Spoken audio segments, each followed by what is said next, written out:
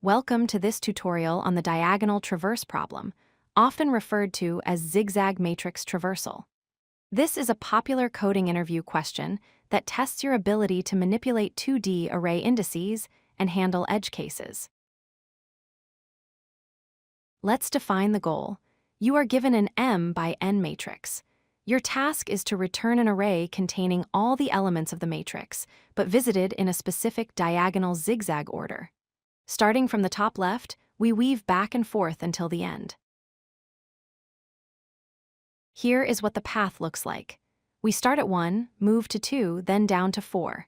Then we go up to 7, 5, 3, then down to 6, 8, and finally 9. Notice how the direction flips after every sequence.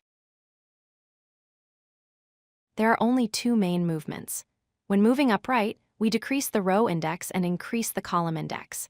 When moving down left, we do the opposite, increase the row index and decrease the column index. The tricky part is hitting the walls. If we are moving up, right, and hit the right wall, we must move down to the next row.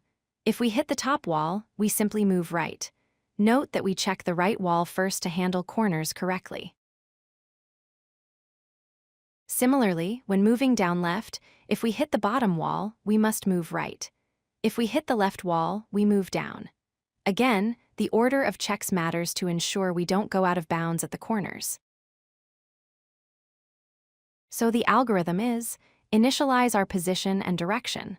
Loop until we have visited every single element. Inside the loop, move according to the current direction. If a boundary is hit, adjust the position and flip the direction. Let's look at the code. We start by checking for an empty matrix.